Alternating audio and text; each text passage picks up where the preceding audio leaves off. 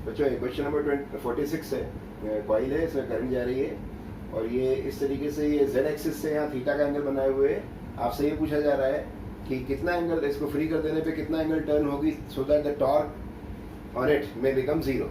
ठीक है, तो आपको मैंने सिखाया था मैग्नेटिक मोमेंट का पता किया करो। तो ये करंट देखा, मैग्नेटिक मोमेंट का पता किया, तो मैग्नेटिक मोमेंट किधर जाएगा, इस डायरेक्शन में, यानी कॉइल के नॉर्मल, यानी मैग्नेटिक मोमेंट जो जाएगा। और जब उसको नॉर्मल बनाते हैं तो उसके किसी भी एक साइड पे नॉर्मल ड्रॉ करके काम कर लिया करो।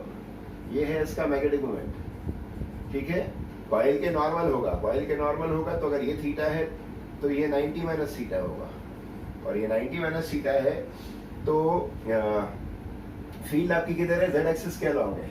तो आपको ये भी सिखाया था कि कोई भी डायपोल हमेशा क्या करना चाहता है, अपने मैग्नेटिक मोमेंट को फील्ड के पैरेलल लाना चाहता है, क्योंकि वो वहां पर उसकी स्टेबल इक्विलिब्रियम पोजीशन होती है।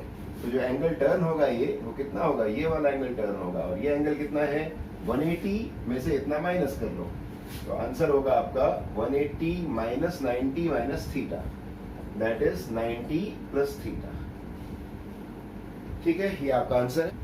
ये क्वेश्चन नंबर 47 है, इसमें दो मैग्नेट्स रखे हुए हैं और यहाँ पर एक चार्ज रेस्ट पर रखा हुआ है। आपसे ये पूछा जा रहा है कि इस पर कितना फोर्स लगेगा, क्यों लगेगा फोर्स।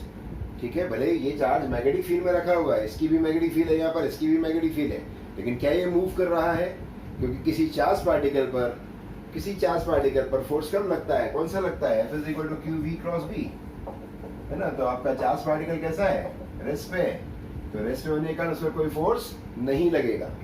Is that clear. तो फर्स्ट ऑप्शन होगा इसका, no force will be experience by this. ये दोनों अपना फोर्स लगाएंगे, ये उस पे लगाएगा, वो उस पे लगाएगा, लेकिन इनकी मैग्नेटिक फील्ड के कारण उस चार्ज पर कोई फोर्स नहीं लगेगा, क्योंकि वो चार्ज रेस्ट पर है। ठीक है, उसकी मैग्नेटिक फील्ड इनके साथ इंटरैक्ट नहीं कर रही, क्योंकि वो मैग्नेटिक फील्ड बना ही नहीं रहा है, क्योंकि वो रेस्ट पर है। आया समझ में।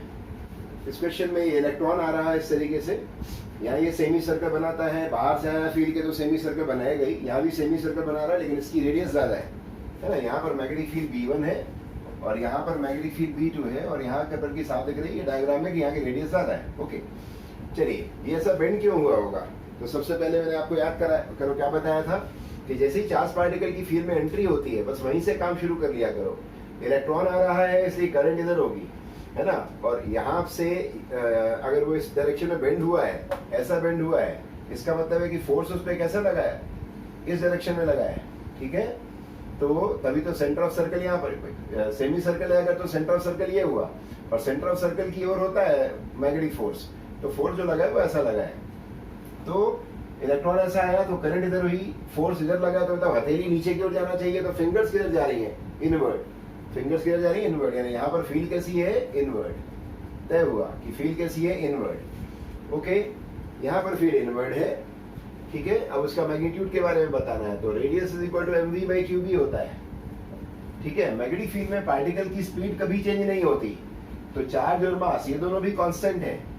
जहां रेडियस कम है, यहाँ पर की रेडियस कम है यहाँ के कंपैरिजन में, तो रेडियस कम है तो वहां की फील्ड ज्यादा होगी, तो radius is inversely proportional to B. तो आंसर क्या हुआ कि इस वाले रीजन में फील्ड इनवर्ड है और वो यहां से ज्यादा है, क्योंकि यहाँ पर की रेडियस कम है। ठीक है, क्वेश्चन नंबर 49 में आपको इस वायर P पर लगने वाला जो फोर्स है उसकी डायरेक्शन के बारे में बताना है। तो बारी बारी से P और Q, ये दोनों में करंट कैसी है, अपोजिट, इसमें आउटवर्ड है, इसमें इनवर्ड है। अपोजिट करंट्स रिपेल, तो Q वाला वायर P वाले वायर को रिपेल करेगा, तो P पर एक फोर्स ऐसा आ जाएगा जो इसके कारण रिपल्शन आ जाएगा, और ये उसको रिपेल करेगा, लेकिन अपने को P पर का काम करना है, इसलिए हम सिर्फ P पर की डायरेक्शन दिखाएंगे, इसके कारण ये यहाँ रिपेल होगा।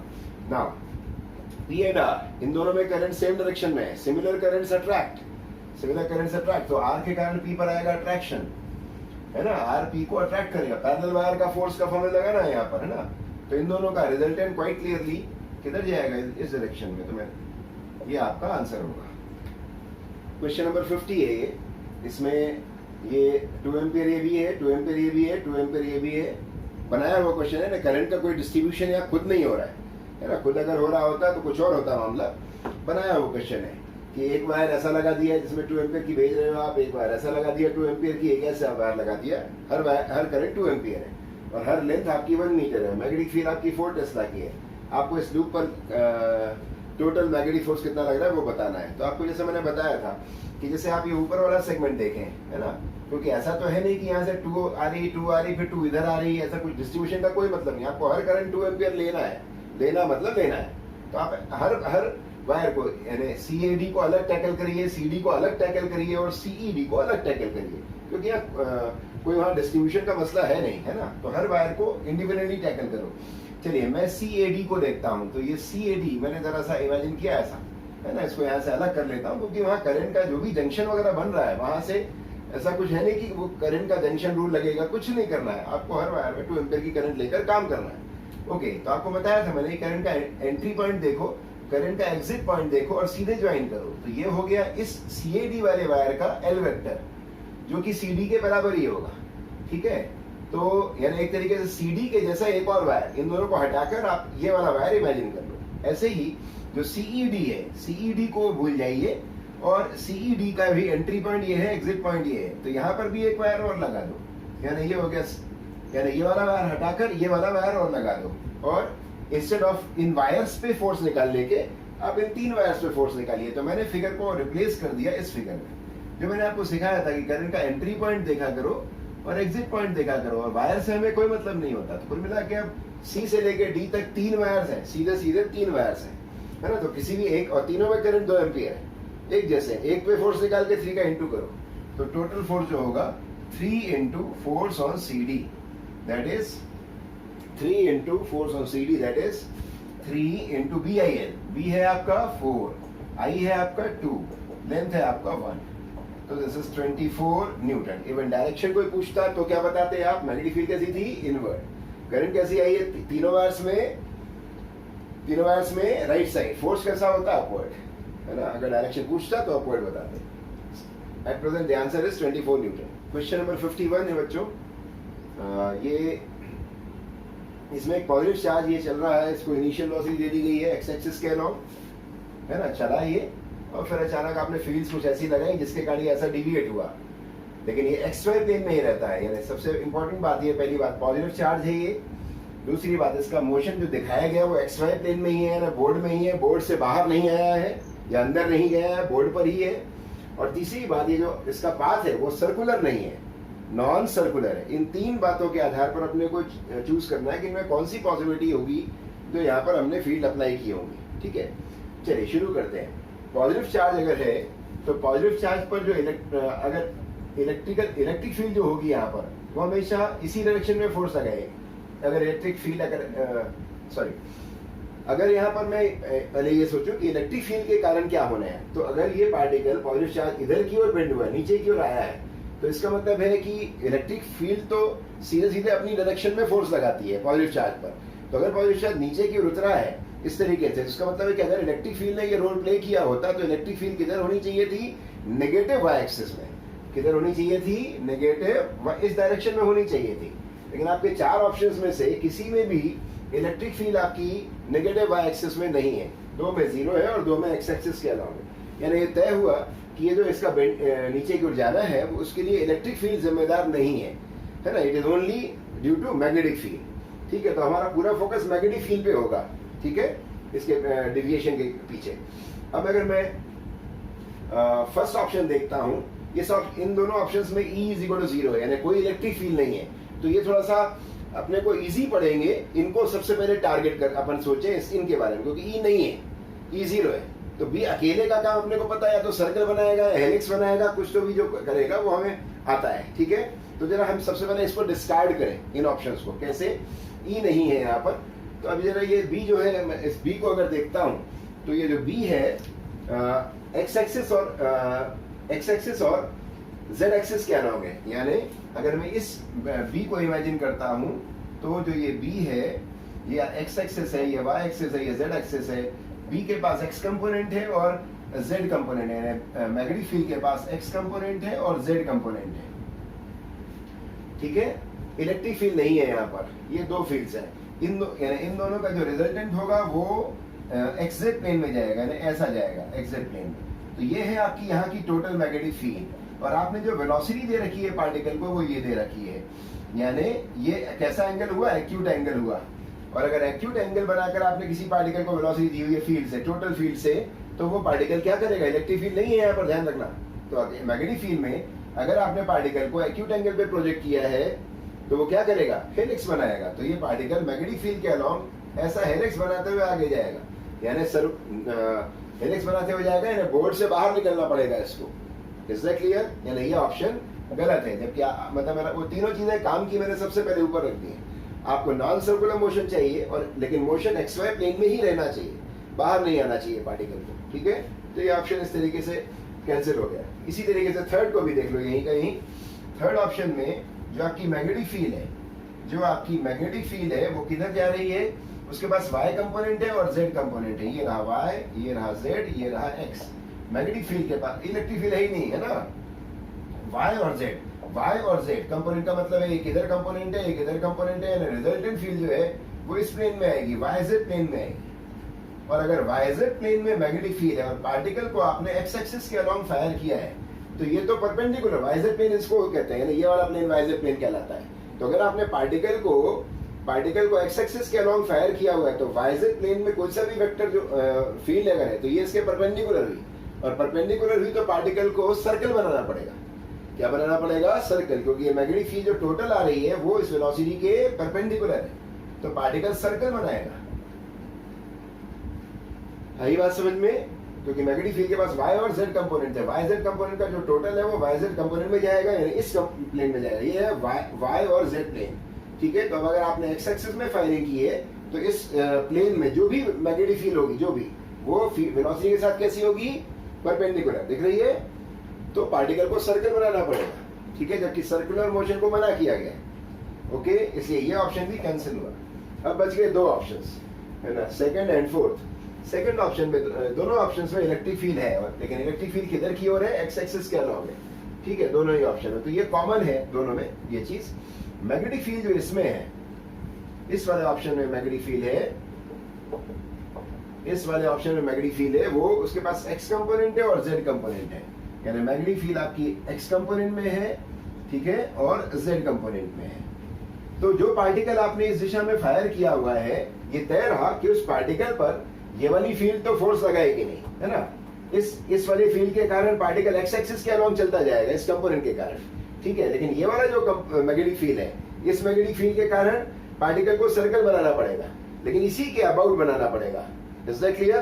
तो अल्टीमेटली ये वाला जो कंपोनेंट है फील्ड का, वो इसको इधर ले जाता जाएगा, और इलेक्ट्रिक फील्ड भी है इस बार, ध्यान रखना। तो इलेक्ट्रिक फील्ड भी एक्सेलरेट करेगी फिर, लेकिन इस कंपोनेंट के कारण पार्टिकल को क्या करना है, इस कंपोनेंट के कारण सर्कुलर मोशन करना है, लेकिन वो सर्कुलर मोशन नहीं कर पाएगा, कारण क्योंकि इस डायरेक्शन में इलेक्ट्रिक फील्ड भी है, तो इलेक्ट्रिक फील्ड उसको ले जाती रहेगी इस डायरेक्शन में, और ये ऐसा बेंडिंग दिखाएगा, लेकिन रहेगा किसमें, एक्स वाई प्लेन में रहेगा। Is that clear? This option is okay, ठीक है। इवन अगर हम क्रॉस चेक कर लें, कैसे, हम टोटल फोर्स निकाल लेते हैं, कैसे, F टोटल लॉरेंज फोर्स, हमारे पार्टिकल पर टोटल फोर्स क्या लगा, तो it is QE plus V cross B, QE plus V cross B, that is QE।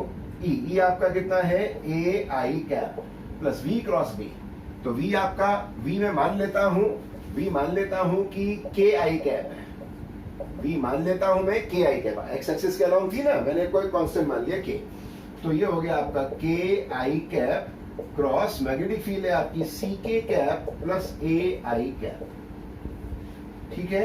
इसको सॉल्व करेंगे तो AI कैप प्लस, इधर देखिए I cross K is minus J, है ना, तो KC माइनस J कैप, ठीक है। और I का I के साथ क्रॉस प्रोडक्ट नहीं होता, ये जीरो हो गया, ठीक है। तो अल्टीमेटली आपका जो फोर्स आ रहा है, फोर्स टोटल लॉरेंज फोर्स निकाला आपने, उसके पास एक एक्स कंपोनेंट है और एक नेगेटिव वाई कंपोनेंट है ना। तो इसीलिए पार्टिकल का टोटल मोशन जो होगा वो एक्स वाई प्लेन में रहेगा। जेड कंपोनेंट नहीं है हमारे इस फोर्स के पास, है ना, जेड कंपोनेंट नहीं है, नहीं तो बोर्ड के बाहर आ जाता, ठीक है। तो इसलिए particle is restricted to move in X Y plane, X Y plane में ही मूव करने के लिए वो फ्री है। आगे ये बात समझ, रिस्ट्रिक्टेड है एक तरीके से, ठीक है। इसलिए ये ऑप्शन सही है आपका। फोर्थ ऑप्शन में ऐसे ही आप काम करोगे ना, तो फोर्थ ऑप्शन में देखो ये होगा कि फोर्थ ऑप्शन में इलेक्ट्रिक फील्ड इधर की ओर है, मैग्नेटिक फील्ड आपकी जेड एक्सिस में है और इधर है वाई एक्सिस में। ठीक है, तो फिर से वही बात आ जाएगी, वाईजेड प्लेन में अगर मैग्नेटिक फील्ड है तो इस मैग्नेटिक फील्ड के कारण, यानी इस बार अगर आप क्रॉस प्रोडक्ट लगाओगे ना तो एक्स वाई कंपोनेंट के साथ साथ, जैसे आई क्रॉस जब के करोगे, है ना, वेलोसिटी तो आपकी आई एक्स एक्सिस के अलॉन्ग है, वेलोसिटी है ना, तो ये जब आई का के के साथ प्रोडक्ट करोगे तो माइनस जे आ जाएगा, लेकिन आई का जे के साथ प्रोडक्ट करोगे तो के कैप आ जाएगा, यानी फोर्स का एक कंपोनेंट जेड एक्सिस के अलॉन्ग भी काम करेगा। Is that clear? और वो क्यों है? क्योंकि जो वाई कंपोनेंट है ना, इस वाई कंपोनेंट के मैग्नेटिक फील्ड के वाई कंपोनेंट के कारण पार्टिकल को ऐसा घूमना है। अब ऐसा घूमने के लिए इसको बाहर तो आना ही पड़ेगा। तो क्वालिटेटिवली हम यहाँ से ऐसी बात कर सकते हैं, और क्वांटिटेटिवली जैसे ही आप एक लॉरेंज फोर्स का स्ट्रक्चर बनाओगे तो फोर्स का एक कंपोनेंट आपको जेड एक्सिस में भी मिलेगा, इसलिए पार्टिकल एक्स वाई प्लेन में रिस्ट्रिक्टेड नहीं रह सकता, इसलिए ये गलत है। ये क्वेश्चन नंबर 52 है बच्चों। इसमें आपसे ये बोला गया है कि एक पाइप में से करंट ऐसी आ रही है जिसका क्रॉस सेक्शन जो है वो सेमी सर्कुलर है। तो एक्चुअली ऐसा पाइप है, जैसे हॉलो सिलेंडर होता है ना, हॉलो सिलेंडर, उसको ऐसे बीच में से काट दें तो आधा जो ये सिलेंडर बनेगा, ऐसा सिलेंडर है वो, एक्चुअली ऐसा पाइप है जिसका क्रॉस सेक्शन देखोगे तो सेमी सर्कल देखेगा, क्योंकि हॉलो सिलेंडर है ना ये, है ना। तो ये इस टाइप के पाइप में से करंट आ रही है जिसका क्रॉस सेक्शन सेमी सर्कुलर है। हॉलो सिलेंडर, मैंने फिर से बोला, हॉलो सिलेंडर ऐसा बीच में से कट कर दोगे, फिर इसका जो दो आधे पार्ट होंगे, एक आधे पार्ट को इमेजिन कर लो, वो ये। तो मैं क्या है कि मुझे जब मैं ऊपर से देखूंगा तो मुझे इन पॉइंट से करंट मेरी ओर आती हुई नजर आएगी, तो मैं सिर्फ इसका क्रॉस सेक्शन लेकर आपको यहाँ दिखा रहा हूँ कि ये क्रॉस सेक्शन के हर पॉइंट से करंट आपकी ऊपर की ओर आएगी, क्योंकि पूरी सरफेस से फ्लो कर रही है, सिलेंडर है ना, तो उसकी पूरी सरफेस से आ रही है। तो ऊपर के पॉइंट से मैं जब वो सेमी सर्कल देखूंगा तो उसके हर पॉइंट से मुझे करंट आती हुई नजर आएगी। तो मैंने इसका सिर्फ सेमी सर्कल आपको दिखा दिया, है ना। ये वाला जो सेमी सर्कल है, ये वाला सेमी सर्कल, इसमें हर पॉइंट पर करंट ऊपर की ओर ऐसे ऐसे मान के चलो, ऐसे ऐसे ये वायर रखे हुए थे ना, ऐसी ऐसी करंट आ रही थी। ठीक है, तो ऊपर वाले पॉइंट से सबसे आती हुई दिखाई पड़ेगी, तो मैंने ये बना लिया। ठीक है, चलिए अब ये इसमें ढेर सारे एक तरीके से वायर्स हो गए, पूरा पाइप जो है वो ऐसा छिप गया, तो इसमें ढेर सारे वायर्स है ना। 2I/R वाला काम करना है, m0/4 2I/R वाला काम, लेकिन इंटीग्रेशन में जाना पड़ेगा क्योंकि डिस्ट्रीब्यूशन का मामला है, वो भी कंटिन्यूअसली डिस्ट्रीब्यूटेड है। ठीक है, तो मैं लाइन ऑफ सिमेट्री मैंने देखी कि भाई इस पॉइंट, इस लाइन के इधर और इधर का फिगर सेम है, तो मैं इसी को रेफरेंस लाइन बनाता हूँ और यहाँ से थीटा के एंगल पर, यानी ये थीटा के एंगल पर मैं डी थीटा का एंगल लेता हूँ, ये डी थीटा का एंगल लेता हूँ, और ये जो लेंथ है इसको DL लेता हूँ, आर्क है ना इसलिए। ठीक है, ये ले लेता हूँ, और इसके कारण जो यहाँ पर मैग्नेटिक फील्ड है मैं उसको दिखाता हूँ। तो इस यहाँ जो मैंने लाल रंग का एलिमेंट लिया है, इस एलिमेंट में जो आउटवर्ड करंट है, ठीक है, उसके कारण जो यहाँ पर फील्ड आएगी मैं उसको दिखाता हूँ। This is DB, this is DB। ठीक है, ओके, ये इसको मैं कंस्ट्रक्शन थोड़ा सा ऐसा कर लेता हूँ, राइट। हाँ, तो बच्चों ये क्या हुआ कि ये करंट, एलिमेंटल करंट, इसके कारण यहाँ पर मैग्नेटिक फील्ड कैसी होगी, ऐसी होगी। ठीक है, इस मैग्नेटिक फील्ड के अगर हम दो कंपोनेंट्स निकाल लें, है ना, तो ये अगर थीटा है तो ये थीटा होगा, ये 90 माइनस थीटा होगा, और ये थीटा हो जाएगा। ठीक है, ये थीटा, तो इसके ठीक अपोजिट एंगल ये थीटा, तो ये 90 माइनस थीटा, क्योंकि ये इसके नॉर्मल है, आपने नॉर्मल ड्रॉ किया ना ये, तो 90 माइनस थीटा, ये थीटा हो जाएगा। तो B का इधर वाला कंपोनेंट DB cos थीटा हो जाएगा, इधर वाला DB sin थीटा हो जाएगा। ये DB sin थीटा हो गया और ये DB cos थीटा हो गया। जब हम ये सेमी सर्कुलर वगैरह में इंटीग्रेशन का काम करते हैं ना, तो इसीलिए ऐसा लाइन ऑफ सिमेट्री के इधर एक एलिमेंट इसलिए लेते हैं जिससे कि एक एलिमेंट इधर भी ले लें अगर, तो उससे समझ में आ जाता है कि कौन सा एलिमेंट हमें नहीं लेना है, कौन सा कंपोनेंट हमें इंटीग्रेट नहीं करना है। तो जैसे मैं अब एक एलिमेंट यहाँ लेता हूँ, तो इसके कारण जो मैग्नेटिक फील्ड यहाँ पर आएगी इस पॉइंट पर, वो इस डायरेक्शन में जाएगी। तो इधर की ओर जो मैग्नेटिक फील्ड जाएगी, इधर की ओर जो मैग्नेटिक फील्ड जाएगी, उसका एक कंपोनेंट इधर आएगा और दूसरा कंपोनेंट इधर आएगा, बिल्कुल वैसे का वैसे ही आएगा। तो जैसे इसका आया था ना, वैसे इसका, इस वाले का कंपोनेंट जो इधर आएगा, उसके दो फील्ड आएगी, उसके दो कंपोनेंट निकालेंगे, तो ये और ये कंपोनेंट क्लियरली समझ में आएगा, कैंसिल हो जाएंगे, इसलिए इसका एडिशन करना होगा। तो लाइन ऑफ सिमेट्री से इसीलिए ऐसे एलिमेंट लेते हैं कि जिससे कि थोड़ा समझ में आ जाए कि हम अननेसेसरी दोनों में मेहनत ना कर जाएं। हमें सिर्फ ये वाला कंपोनेंट ऐड करना होगा, क्योंकि दोनों तरफ के एलिमेंट्स अगर हम लेते हैं तो उनके कारण ये वाले जो कंपोनेंट है वो एडअप हो रहा है। इसलिए हम जाएंगे dv cos थीटा का काम करने के लिए। तो b will be equal to total field जो होगी वो इस डायरेक्शन में ही होगी, और dv cos थीटा का इंटीग्रेशन आपको करना है। तो integration of dv cos theta, ठीक है, दैट इज dv कितना होगा, कोई भी है, इसका ये वाला ले लो या ये वाला ले लो, एक ही बात है, mu naught by 4 pi 2 i by r। अब इस एलिमेंट में कितनी करंट रही होगी, जरा वो करंट भी निकाल लें हम। तो करंट आपकी ऐसे ऐसे वायर जो है वो पूरे सरफेस से आए हुए हैं और यहाँ से झांक रहे हैं ये लोग, तो टोटल पाई आर की लेंथ में करंट आपको मिल रही है आई। तो पाई आर की लेंथ में अगर करंट आई मिल रही है तो यूनिट लेंथ में कितनी मिलती, आई बाय पाई आर। तो यूनिट लेंथ में कितनी मिलती, तो डीएल लेंथ में कितनी करंट मिलेगी, तो डीएल लेंथ में आ जाएगी I by pi r into DL, I by pi r into DL, इतने की करंट होगी, ठीक है। तो अब मैं जाऊंगा इंटीग्रेशन के अंदर, डीबी की जगह क्या रखूंगा, mu naught by 4 pi 2 I by r, और आई की जगह पर ये I DL by pi r, I DL by pi r, ठीक है। 2 आई हो गया, ये mu naught by 4 pi 2 I लिख दिया आपने, 2 आई बाय ए मतलब परपेंडिकुलर डिस्टेंस, यानी वो भी आर है, ठीक है। ये रहा कॉस थीटा, ठीक है। इट इज इक्वल टू, ये हो गया आपका म्यू नॉट बाय 2 से 2 कैंसिल होगा तो 2 पाई स्क्वायर आ जाएगा नीचे, ठीक है। आई भी बाहर ले लो, आर स्क्वायर भी बाहर ले लो, डीएल को अपन लिख सकते हैं, कोई कॉस थीटा अगर आ रहा है तो हमारे पास डीएल की जगह पर डी थीटा होना चाहिए, है ना, तब हम इंटीग्रेट कर पाएंगे।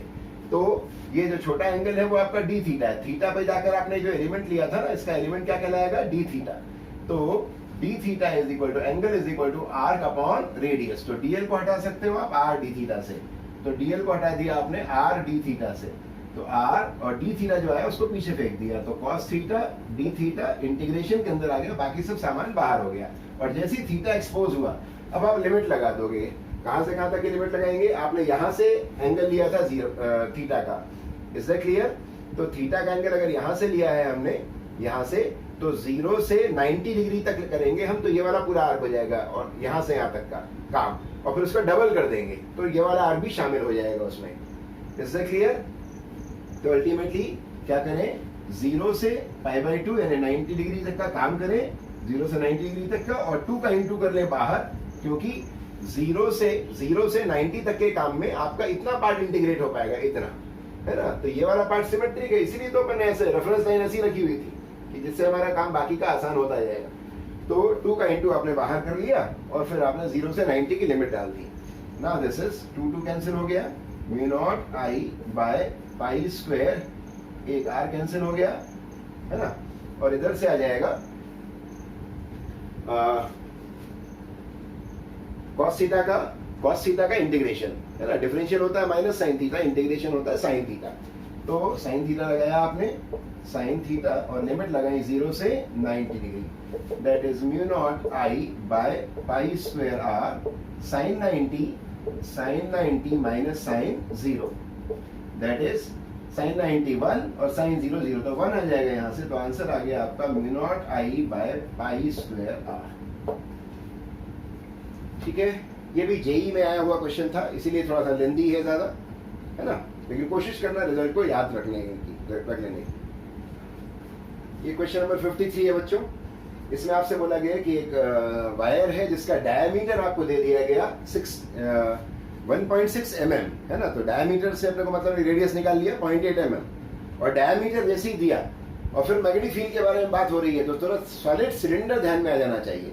और सॉलिड सिलेंडर की जो मैग्नेटिक फील्ड होती है आपको बताई गई थी कि सॉलिड सिलेंडर की मैग्नेटिक फील्ड अंदर सेंटर से ऐसी आती है और बाहर जाकर ऐसी होती है, ठीक है।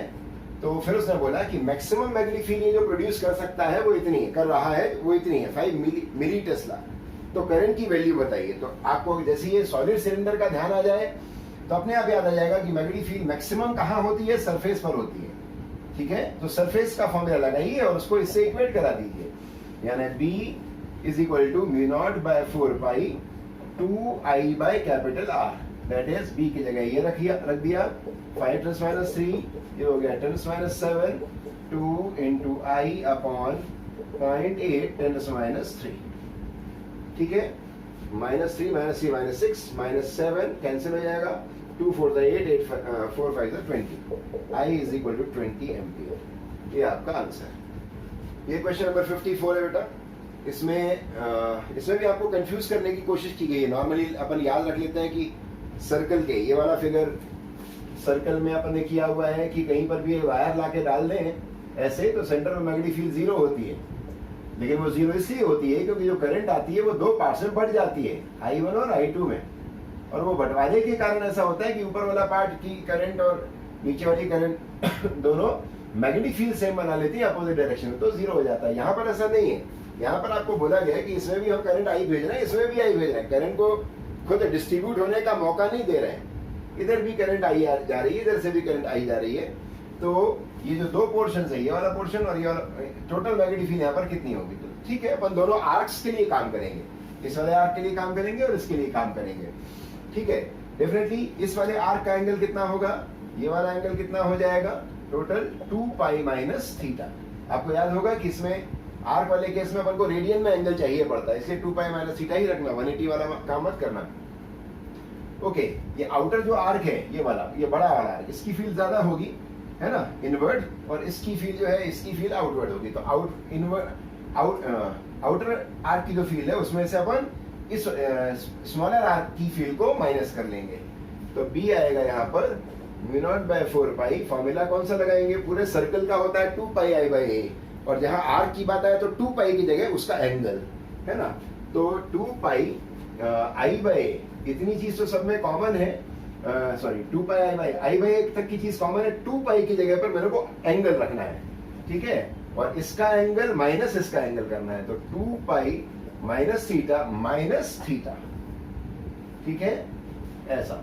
इसकी इस वाले आर्क की फील्ड हो गई ये, है ना, दिस, ये, है ना, फिर माइनस किया आपने इस वाले आर्क की फील्ड, और इस आर्क की फील्ड है ये, okay, μ0/4 pi I/a into theta, so it is μ0I 2 pi minus 2 theta हो जाएगा, है ना, तो 2 से 2 कैंसिल हो जाएगा, μ0I/2 पाई a, और यहाँ आ जाएगा pi minus theta, 2 pi minus 2 theta बन गया था ना, और डायरेक्शन क्या रहेगी, इसकी विनर रहेगी यानी इनवर्ड। क्वेश्चन नंबर 55 बच्चों, इसमें आपको सिर्फ फॉर्मूला की मिक्सिंग करनी है और कुछ नहीं है। आपको बोला गया एरिया ए की एक कॉइल है और ये सेंटर पे मैग्नेटिक फील्ड भी बनाती है, तो इसका मैग्नीट्यूड बताइए। तो अपन को मैग्नीट्यूड आता है I इंटू एन आई आता है, एरिया में पाई आर स्क्वायर आता है ना, और ये मैग्नेटिक फील्ड के फॉर्मूले में रेडियस आती है, तो रेडियस को वहां से अपन को एलिमिनेट कराना होगा, है ना, इस तरीके से काम है, एरिया को लाना है।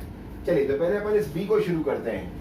तो बी जो हमें याद है वो ये है μ0/4 पाई 2 पाई I/r होती है, ठीक है, लेकिन अब उसने रेडियस तो दी नहीं है, एरिया दिया है, तो अपन पहले यहीं से काम करना है, area is equal to pi r square, तो r इज इक्वल टू हो जाएगा a/π√, okay, so b is equal to μ0, और काटाकुटी भी करते जाओ, μ0/2 i, और r की जगह आपने रखा √a/π, तो अल्टीमेटली हो जाएगा ये √π/a, ठीक है, ये आपकी बी हो गई, ओके। सारे ऑप्शंस जो है, रेडियस तो हटा ही दिया आपने, चारों ऑप्शंस में आपको कहीं भी आई नजर नहीं आ रहा है, तो यार तैयार हो जाओ कि आई को आपको यहाँ से वहां सब्स्टिट्यूट करना होगा, तो वो निकाल ही लेते हैं हम। तो आई इज इक्वल हो जाएगा 2b √a, I is 2b √a upon μ0 √π। चलिए, ये हो गया इक्वेशन नंबर 1। अब आपको चाहिए मैग्नेटिक मोमेंट, तो मैग्नेटिक मोमेंट हमेशा मैंने बोला NIA से शुरू किया करो, आगे जाकर नंबर ऑफ टर्न की जगह 1 रख लिया करो अगर 1 हो वहां पर, तो ओके, आई की जगह ये पूरा सामान 2b √a अपॉन μ0 √π। एरिया को बिल्कुल नहीं हटाना, एरिया ही लिखे रहने देना, क्योंकि एरिया इस बार गिवन है आपको, तो पाई आर स्क्वायर लिखने की जरूरत नहीं है, तो it is 2b by μ0 a√a upon √π। Question number 56 है बच्चों, इसमें आपको ये स्टार्ट है, कोई फिगर दिया हुआ है और आपको सेंटर में मैग्नेटिक फील्ड निकालनी है, ठीक है। तो सुपरपोजिशन का केस है, आप किसी एक वायर के निकाल लें, यानी कोई सा भी एक वायर निकाल लें, जैसा ये फील्ड बना रहा है वैसे ये वाला भी बना रहा है, सर्कुलेटिंग करंट है, तो एक्चुअली सारे पीसेस की फील्ड जो है वो सेम डायरेक्शन में होगी, आया समझ में। तो किसी भी एक वायर के निकाल लेंगे, किसी भी एक वायर की, तो मैं पकड़ लेता हूँ, मैं इस वाले वायर की निकालने चलता हूँ, इस वाले वायर की मैं निकालने चलूंगा मैग्नेटिक फील्ड। ठीक है, तो मेरे को क्या क्या चाहिए पड़ेगा, मेरे को ये चाहिए पड़ेगा कि इस वायर का जो दोनों कोना है, वो दोनों कोने जो यहाँ पर एंगल बना रहे हैं वो चाहिए पड़ेंगे, वो भी किस लाइन से, परपेंडिकुलर वाली लाइन से। ठीक है, इस परपेंडिकुलर वाली लाइन से जो एंगल बनाएंगे वो मेरे को चाहिए पड़ेगा। ये आपका एक एंगल हो जाएगा और दूसरा एंगल ये हो जाएगा, इस कोने का एंगल हो जाएगा। ठीक है, ये θ1 हो गया और ये आपका θ2 हो गया। ओके, इसी लाइन से। और अपने को ये चाहिए पड़ेगा, ए परपेंडिकुलर डिस्टेंस चाहिए पड़ेगा। Is that clear? इतना काम कर लेना है और फिर हम 12 का इंटू कर लेंगे, 1 2 3 4 5 6 7 8 9 10 12 का इंटू कर लेंगे। चलिए पहले अपन ए निकाल लें और θ1 θ2 निकाल के अलग कर दें। ठीक है, θ1 ये आपका θ1 हो गया और ये हो गया θ2। ओके, चलिए पहले ए निकालते हैं। तो जरा अंदर जो फिगर बना हुआ है अंदर, उसकी ज्योमेट्री पे ध्यान दो। ये रेगुलर हेक्सागन है और रेगुलर हेक्सागन जो होता है उसकी ज्योमेट्री क्या कहती है कि उसका अंदर का हर ट्राइंगल जो होता है ना वो इक्विलेटरल होता है। ये एल है अगर, तो ये भी एल होता है, ये भी एल होता है, क्योंकि ये एंगल 60 डिग्री होता है। तो अंदर का हर ट्राइंगल इक्विलेटरल होता है। तो ये जो ट्राइंगल है ये भी इक्विलेटरल है और ये उसकी हाइट है। तो एल एल एल का इक्विलेटरल ट्राइंगल, उसकी हाइट ये हो जाएगा आपका ए, है ना। तो ए हो गया आपका, ए की वैल्यू हो गई L√3/2। ठीक है, हाइट ऑफ इक्विलेटरल ट्राइंगल। अब आपका ये वाला जो एंगल है, ये वाला एंगल हो जाएगा, मैंने बताया कि आपका ये टोटल एंगल 60 होता है यहाँ से यहाँ तक, तो ये हो गया 30, है ना, ये हो गया 30। और ऐसे ही ये यहाँ से यहाँ तक का एंगल भी 30 है, तो ये टोटल ये वाला एंगल 60 हो जाएगा। दिस इज 60 डिग्री और दिस इज 30 डिग्री। तो θ1 ये हो गया θ2। अब एक और बात है यहाँ पर, आपको याद होगा जब मैंने बायो-सावर्ट लॉ में स्ट्रेट वायर का केस बताया था, तो मैंने बोला था कि अगर ये दोनों एंगल सेम सेंस में है, यानी तो उसमें क्या करना है कि आपको यहाँ से यहाँ तक का वायर एक मानकर उसमें से यहाँ से यहाँ तक के वायर की फील्ड को माइनस करना है। यानी sin θ1 प्लस sin θ2 नहीं लगाएंगे, साइन वाला माइनस वाला फॉर्मूला लगेगा, क्योंकि यहाँ से परपेंडिकुलर से लेके वहां तक का वायर में से यहाँ तक का वायर मिसिंग है। तो sin θ2 वाला लगाकर उसमें से sin θ1 को माइनस करना पड़ेगा। ठीक है, तो फॉर्मूला जो लगेगा दैट विल बी μ0/4। पहले 12 का इंटू कर लेना, मैंने हमेशा ये बोला कि वो नहीं तो बाद में भूल जाते हैं।